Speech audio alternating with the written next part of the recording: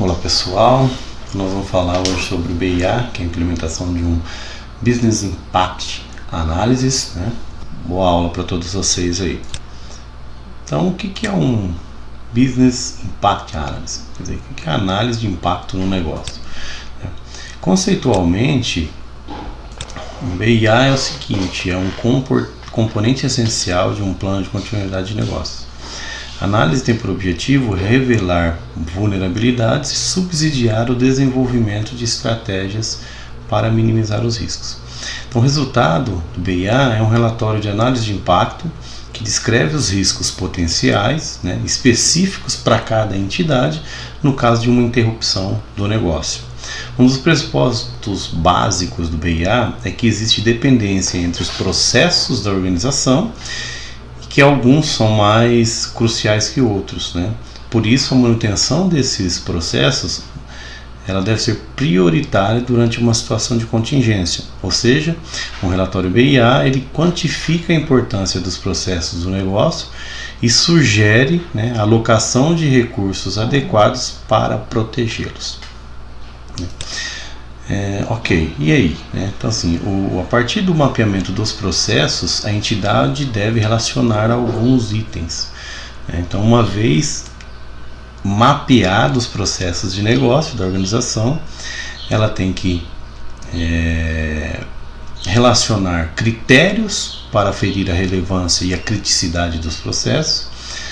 Ela tem que relacionar atividades críticas realizadas em cada processo, identificar entregas de demandas regulatórias, apresentar dependências de sistemas e negócios, relacionar os impactos financeiros, quer dizer, as perdas que poderiam ocorrer se esses processos fossem suspensos, e relacionar os impactos operacionais, segurança, por exemplo, legais e de imagem, como satisfação do cliente, e finalizar com a verificação da existência de contingência, por exemplo, se há uma cópia de backup, de segurança, um backup das informações contidas em sistemas ou quaisquer mídias digitais, de pessoas, dados e tudo mais.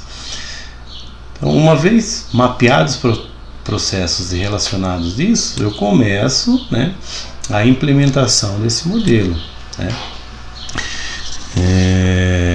E aí essa análise de impacto de negócio ela deve ser contemplada sempre em tempo real de recuperação para cada atividade crítica dentro da organização. Para tal, os aspectos apresentados aí são de extremamente importância e devem ser considerados, como a identificação dos riscos e a definição dos cenários possíveis de falha para cada processo crítico, levando em conta a probabilidade de ocorrência de cada falha, a duração dos efeitos e consequências resultantes e os custos inerentes e os limites máximos aceitáveis de permanência da falha sem a ativação da respectiva medida de contingência. Veja que se eu não ativar a medida de contingência, qual que é o limite máximo aceitável de permanência dessa falha? E o documento, quer dizer, como que eu estabeleço e elaboro esse documento? Bom, primeiro um breve resumo dos processos críticos e descrição das principais atividades, depois um perfil e quantidade dos profissionais envolvidos, dependência entre os processos de entidade, tecnologias que suportam essas atividades, impactos de localidade, onde é realizada essa atividade, os impactos financeiros, legais, operacionais e de imagem ocasionados por uma ruptura, critérios de priorização de processos em face do tipo de impacto. Então, quer dizer, o impacto financeiro, operacional de imagem, qual que é o prioritário? Priorizar por impacto, definição do nível de criticidade, ou seja, a gravidade das consequências do impacto para cada atributo, impacto no setor ou impacto corporativo, por exemplo. Definição do RTO, que é o Recovery Time Objective, e o RPO, que é o Recovery Point Objective. Nós vamos falar um pouquinho sobre esses dois aí. E a determinação dos acordos com fornecedores e parceiros externos de produtos e serviços, claro, dos quais as atividades críticas dependam. Ok? E como que eu avalio o resultado do BIA? Né? Então, na avaliação do resultado do BIA, deve ser observados os seguintes aspectos: aumento de custo operacional, perda de oportunidade de negócio, impacto ao bem-estar das pessoas, dano ou perda das instalações, tecnologia ou informação, não cumprimento de deveres ou regulamentação, danos à reputação, danos à viabilidade financeira, deteriorização da qualidade do produto ou serviço e danos ambientais. Quer dizer, todos os tipos de impacto que podem causar qualquer dano ou perda para a organização, eles devem ser avaliados. Isso vai ser avaliado a partir do BIA. Né? E o BIA, quando implantado, ele é composto de algumas fases. Né? Então, a primeira fase de implantação de um BIA é a definição do projeto. Né? Então, a entidade deve definir o responsável pela sua implantação e sua autoridade, escopo, objetivos e prazos.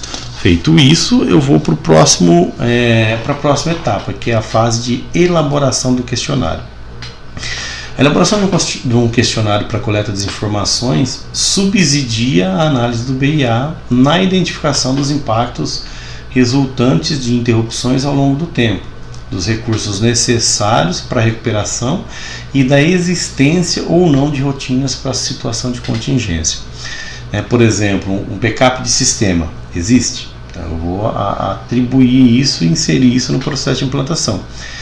É uma boa prática conjugar o questionário, no questionário, questões qualitativas e quantitativas, não só uma ou outra. Né? Então, assim, não existe uma receita de questionário pronta, aplicável para qualquer organização, mas há alguns itens que podem constar no questionário, como, por exemplo, número de colaboradores envolvidos, custo de operação por período, prejuízo por tempo parado, aspectos legais de uma interrupção de serviço, aspectos de imagem e demais prejuízos intangíveis, né? Dependência de hardware, software, aplicações, comunicação, rede e tudo mais. Né? Uma vez elaboradas as questões, os critérios devem ser definidos. Se o entrevistado responder perguntas pela atribuição de valores, né? Como por exemplo, ele vai responder de 1 a 5, né? Nesse ponto é imprescindível explicar a distinção de cada uma das notas. O 1 é totalmente de acordo, o 5 é totalmente em desacordo, né? Por exemplo. Não é raro que o mesmo evento já seja avaliado de uma forma pelos colaboradores no nível funcional, né? Ou mais operacional aí, ou até pela alta administração. Então, essa fase da elaboração do questionário é importante você conhecer a estrutura da organização para que você elabore um questionário condizente com a realidade da organização. O terceiro item é a entrevista. Né? Então, elaborado esse questionário, parte-se para a entrevista, né? E os melhores resultados, com esclarecimento de questões e respostas coerentes, são obtidos quando a entrevista é realizada diretamente com o responsável por uma atividade crítica. Então não adianta, vou conversar com o supervisor. Se não é ele quem executa, você pode ter uma distorção de resultado. O próximo item é a determinação do RTO, que nada mais é do que os tempos reais de recuperação. Então a determinação desse somente depois de identificadas todas as interdependências processuais. Então o Recovery Time Objective, né, o RTO, ou tempo real de recuperação, é o período dentro do qual um processo deve ser restabelecido após o incidente, né, a fim de evitar consequências inaceitáveis relacionadas com a quebra da continuidade dos negócios. Né. Pode incluir o tempo para tentar corrigir o problema sem uma recuperação, né, ou a recuperação em si, né, testes e comunicação para os usuários. Né. Porque eu posso tentar recuperar eu posso tentar corrigir o problema sem precisar fazer uma recuperação, comunicação e tudo mais. A título de exemplo, com o resultado do questionário é possível concluir que, por exemplo, para a atividade crítica A, o tempo aceitável de interrupção é de 2 dias, porém o tempo máximo aceitável de interrupção para a atividade crítica B é de 1 dia. Além disso, essa atividade não pode ser recuperada sem a ajuda da atividade crítica A. Isso significa que o tempo real de recuperação para A será um dia e não 2. Entendeu? Porque eu preciso ter a inter-relação entre os processos que se dependem. Ok? A outra fase é de estabelecimento do RPO, que é o ponto real de recuperação. Então, o RPO ele é definido pelo período máximo de tolerância em que informações podem ser perdidas, né, ou ficarem disponíveis devido a um incidente. Então, deve ser definido em função das necessidades e requisitos do negócio. Por exemplo, o RPO pode traduzir-se em minutos, horas ou dias desde o último backup. Então, por exemplo, eu tenho um exemplo aí, um site que ele era atualizado com notícias diariamente, né? E existia um backup às 18 horas e às 6 da manhã. Às 10 horas da manhã houve uma invasão e o site ficou fora do ar. O que eles fizeram? Eles recuperaram o site das 6 da manhã. Então a perda foi muito pequena, né, frente ao desgaste de eu tentar recuperar aquilo lá. Okay? Então essa é uma forma de 3 horas é tolerável, não tem problema. Bom, feita a implantação, o importante é falar sobre a priorização de processos, né? O produto de avaliação do BIA deve ser a identificação de todos os processos críticos do negócio da entidade, cujas essas falhas elas podem representar risco à sua continuidade, objetivando a priorização dos mesmos. Então, tal priorização ela deve ser efetuada a partir da verificação do nível de criticidade do processo obtido, né, a partir da análise de impactos financeiros, operacionais, legais de imagem, cada um podendo ter um peso diferenciado, que de fato tem. Então, por exemplo, o impacto financeiro. Uma análise financeira considera cenários de perda, estimando o impacto na rentabilidade e custos adicionais para mitigar a perda potencial desses recursos. O impacto operacional são as falhas operacionais, elas estão relacionadas a pessoas, processos e tecnologias. Então deve ser estimado o grau de impacto de interrupção do processo de negócio no funcionamento da entidade.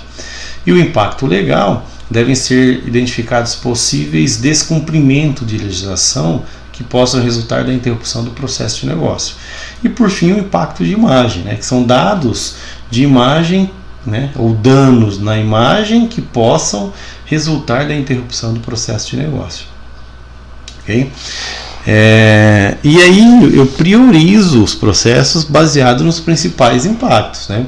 Então deve haver um processo definido, documentado e adequado para a avaliação dos riscos, né, que possibilitará a organização entender as ameaças e as vulnerabilidades nas suas atividades críticas e recursos de suporte, incluindo aqueles fornecidos por parceiros externos e fornecedores. Então esse processo ele deve levar em conta alguns aspectos. Por exemplo, o primeiro aspecto é a redução da probabilidade de interrupção. Cada vez mais eu tento reduzir a probabilidade de interrupção. Diminuição do período de interrupção. Uma vez ocorrendo a interrupção, eu reduzo o tempo, esse período de interrupção. E limitação do impacto de uma interrupção nos produtos e serviços críticos da entidade. Então a entidade ela deve entender o impacto que pode surgir caso uma ameaça identificada se torne um incidente e cause uma interrupção do negócio. Após a identificação e avaliação dos impactos, cabe à alta administração da entidade ou da organização definir os riscos que representam a ameaça à continuidade do seu negócio. E por fim, você pode elaborar o quadro de resumo. Então veja que eu tenho os processos, né, a criticidade desse processo, né, o RPO em dias, o RTO em horas, né, nesse exemplo, e o impacto, né, quando se trata financeiro, legal, imagem operacional. E veja que eu posso adotar métricas como baixo, médio, alto, irrelevante, médio, significativo. Aí eu que estabeleço e defino esse critério. Mas uma vez elaborado esse quadro de resumo, fica muito mais claro, né, qual processo eu tenho que priorizar, quais os impactos, quais as causas e o tempo de probabilidade de ocorrência e o tempo dessa indisponibilidade. Ok, pessoal? Espero que vocês tenham gostado. sobre análise de impacto do negócio, e vamos dar continuidade ao curso aí. Um abraço, e nos vemos na próxima aula.